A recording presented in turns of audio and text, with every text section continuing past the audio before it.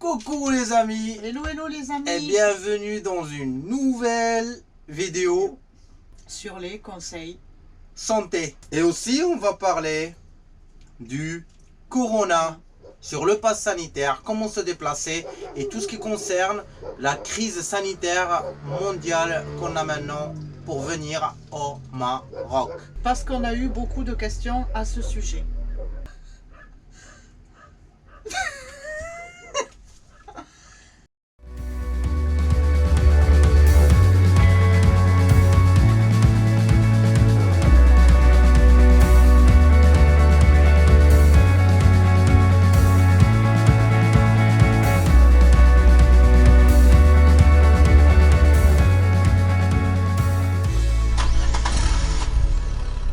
Alors, on va vous parler de l'eau. L'eau, comme tu dis, C'est la vie. mais parfois, Ça peut te c'est prendre un la vie. souci.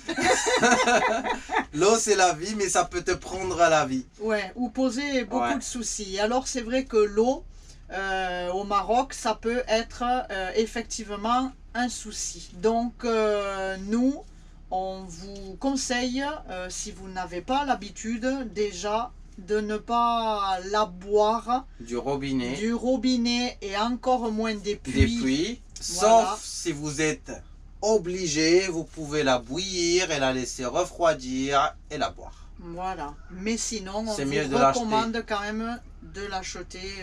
De l'eau minérale. De l'eau, voilà, un pack de 5 litres, ça. c'est pas très cher. Voilà. Ça coûte 1 euro. Après, de bien laver vos fruits, vos légumes avant de les manger. consommer.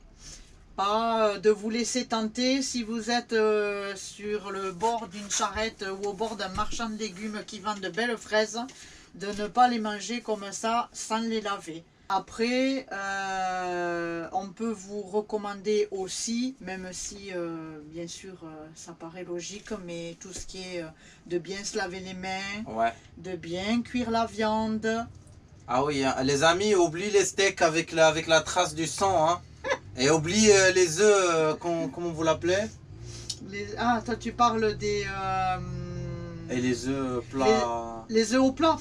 Ah, oublie les œufs au plat. Hein. Je vous conseille d'oublier ça. Et les steaks que vous mangez. Ah, je suis en train de chercher le nom. Merde, on les a mangés dernièrement. Il faut pas les manger, les amis. Voilà. Merde. Il faut manger bien cuit. Bien, très bien cuit. Parce que vous pourrez quand même constater que les viandes, elles restent pendues sur les étals des bouchers. Et des fois, c'est mal stocké ou ça décongèle et ça recongèle des fois. Alors, pour ça, il faut bien cuire. Pas les cuire tissus, mais cuire la viande avant de la manger. Ouais. Oui, parce que c'est vrai que ça, faites bien attention. Il y a parfois de la viande qui vous sera vendue qui a déjà été congelée. Ça nous est arrivé d'en prendre un morceau, donc il faut quand même être méfiant si vous pensiez le congeler, de faire bien attention.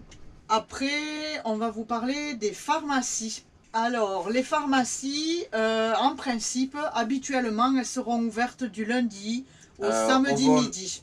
Au vendredi, et il n'ouvre pas au vendredi entre midi et 15h, il ferme. Du 8h au matin, 8h du matin ou 9h du matin jusqu'à 19h du soir. Mais à part ça, il y a des pharmacies de garde les nuits et les week-ends. Les pharmacies de garde, vous trouverez devant la pharmacie, chaque pharmacie, une affichette qui vous donnera sur une carte les pharmacies qui sont de garde. Je vais vous mettre la photo là. Elle est là. Comme cette photo. Devant les pharmacies, vous trouverez une carte qui explique où il y a aussi le numéro des pharmacies et il explique où il est la pharmacie. C'est ça. Mais il faut savoir que les pharmacies n'ont pas de contraintes d'horaire ni de... Et c'est pour ça qu'à Sida, eh bien, on a trouvé une pharmacie qui était ouverte 7 jours sur 7 et de 9h45 le matin à 23h. Ouais, c'est ça. Après, en ce qui concerne les pharmacies, elles pourront vous délivrer majoritairement, certaines commencent à être un peu plus réticentes, mais majoritairement, on pourra vous délivrer toutes sortes, je dis bien toutes sortes de médicaments sans ordonnance. En ce qui concerne, si on le compare à la France, tout ce qui sera antibiotiques, cortisone, des choses comme ça, vous pourrez l'obtenir. Après, bon, ils peuvent te conseiller aussi les médicaments. Si vous avez des bobos, des petites maladies, ils peuvent vous conseiller aussi. Alors par contre, il faut savoir que les personnes que vous pouvez trouver dans une pharmacie, c'est pas des médecins, ne seront pas forcément des pharmaciens ou comme on dit nous, des préparateurs en pharmacie. Ça peut être des personnes normaux, comme toi et moi. Ça peut être un technicien d'électricité qui travaille pharmacie, qui n'a pas trouvé de boulot. Il va te faire enchaîner les câbles et il peut te faire sauter.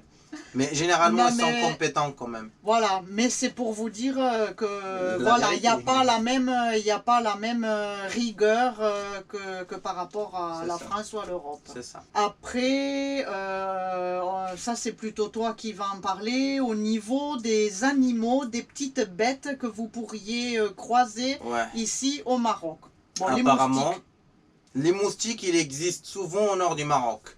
Mais ils ne transportent pas de maladie, c'est pas risqué, non, on n'a pas du tout ça ici. Il n'y a aucun risque avec les moustiques, sauf les personnes qui ont des allergies et tout, ils peuvent souffrir un peu, mais il n'y a aucun problème avec les moustiques. Les autres choses, c'est les animaux mortels, si on peut dire, comme les scorpions et les serpents. Avec ça, il faut se méfier partout au monde, pas qu'au Maroc, mais au Maroc, heureusement, les scorpions, on a deux types, on a le scorpion jaune, comme la photo là, et on a le scorpion noir comme la photo là. C'est pas des scorpions mortels et ils tuent pas. Parce que c'est ce que j'allais te dire, ils sont pas mortels ici au Maroc. Non, ils sont pas mortels. Voilà. Pour les serpents au Maroc, vous trouverez plusieurs espèces, je pense 26 espèces de serpents. Ils sont pas mortels à part deux. Il y a le serpent à deux cornes qui existe qu'au désert, celui-là dans la photo, et il y a la cobra qui existe un peu dans la moitié sud du Maroc. Ces deux, il faut toujours l'éviter. Et au cas où vous êtes piqué, vous êtes mordu par un serpent, c'est mieux soit le prendre en photo, soit le tuer et le prendre avec toi à l'hôpital. Pour qu'ils savent t'es piqué par quoi. Et ça, c'est un conseil mondial partout au monde. Je vous conseille de faire ça. Oui, même si ça paraît truc d'aller chercher son appareil, mais si tu peux le faire, c'est ce qu'il faut faire. C'est ce qu'il faut faire. À part ça, c'est les animaux risqués. Ah, il y a un truc. Un poisson à éviter de manger parce qu'il peut vous droguer. Ça s'appelle hallama ou la rêveuse. Je vais laisser la photo là. Elle est là. Si vous consommez une certaine quantité, vous pouvez triper un peu. Quelques hallucinations. Et des fois, ça peut y aller un peu loin. Alors, je vous conseille d'éviter ce poisson. Il a des traits. Elle ressemble aux dorades. Elle est moins large que la dorade. Mais elle a des traits en jaune-vert. Un peu jaune-vert. On la mange, mais on ne mange pas beaucoup. Nous, on n'a jamais mangé, nous deux, mais moi, je l'ai déjà mangé. Il ne faut pas trop consommer de ce poisson. Voilà. C'est pas le fougou, mais il faut pas... non, il te fait juste planer, quoi. Ouais. Je sais qu'il y aura des personnes qui vont vouloir essayer, là. Je sais ça, je le sais. On va vous donner aussi une liste. On va vous laisser la photo avec une liste de numéros d'urgence que vous pouvez appeler. La police, la gendarmerie, l'ambulance privée, quoi d'autre? Les SAMU maintenant et tout ça.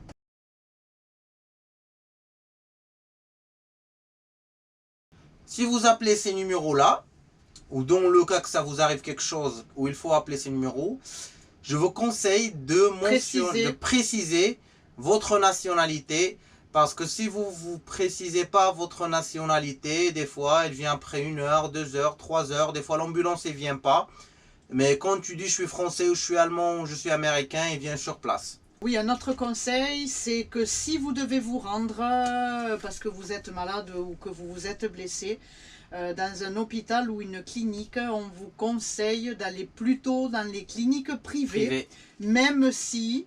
Effectivement, je sais que certaines personnes ont été très bien soignées dans des hôpitaux publics, mais on vous conseille quand même d'aller dans les hôpitaux privés. Sachant quand même que si vous vous rendez dans les hôpitaux privés, eh ben, on va vous demander vos cartes de couverture sociale pour la prise en charge. Et si vous n'avez pas de couverture sociale, eh bien, il va falloir quand même payer avant d'être soigné. En ce qui concerne les ambulances, c'est pareil. Il vaut mieux... appeler des ambulances privées. Des ambulances privées. Ouais, c'est ça. Après, en ce qui concerne vos petits compagnons, les chats ou les chiens. Ah oui, les animaux. Oui, oui vos petits compagnons à 4 pattes. Moi, j'ai compris compagnon à 2 pattes. Ça peut être un oiseau. T'as pas des pattes. Ah, tu parlais des compagnons humains ou des compagnons... À 2 pattes, t'as dit 4 pattes, moi j'ai dit à 2 pattes. Allez. Alors, en ce qui concerne vos petits compagnons à 4 pattes, il y a beaucoup de rage ici, au Maroc.